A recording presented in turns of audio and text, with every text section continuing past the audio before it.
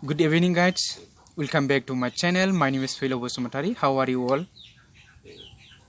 All of you okay? Thank you very much. So maybe fine. Okay. So today दिनै जाय आं नोंथांमोननि सिगाङाव गोदान मोनसे टपिक लानानै फैलायबाय लोगो नोंथांमोन।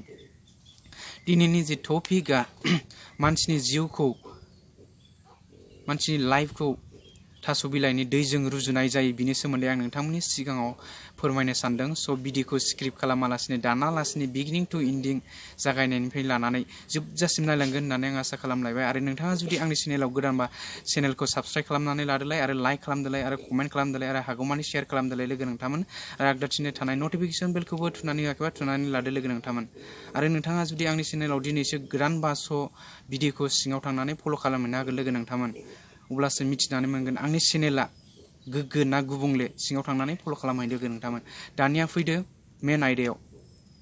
फार्स्ट अफ अल आं सिगाङावनो गासै गेदेरमा सुबुं आरो सानसुमैफोरनिसिम आंनि गोसो गोरबोनि अननाय आरो सिबिनायखौ बावहरग्रोनाय जाबाय लोगो नोंथांमोन।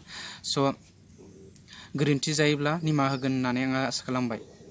दानिया फैदो मेन आयदायाव मानसिनि जिउखौ थास' बिलाइनि दैजों रुजुनाय जायो।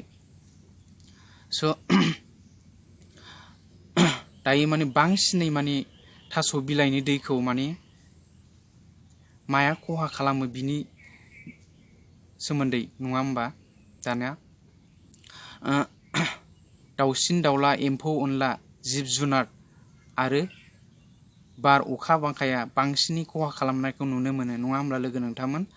स' बे बाथ्राखौनो लानानै आं नोंथांमोननि सिगाङाव माने फंनैसो बाथ्राखौनो माने शेयार खालामनो सानदों। बिफांखौ गायोब्ला माने मोसौ बोरमा एम्फौ एनला जानो हागौ बिनि थाखायनो माने बेरा दुमनानै होनांगोन दै लुनानै होनांगोन जाहाथे माने बांसिबो बिफाङानो माने खहा दाजाथों। अब्लासो माने बिफाङा माने बेफोरबायदि माने आदद खालामोबासो खहा जाया होननानै आं सानो लोगो नोंथांमोन।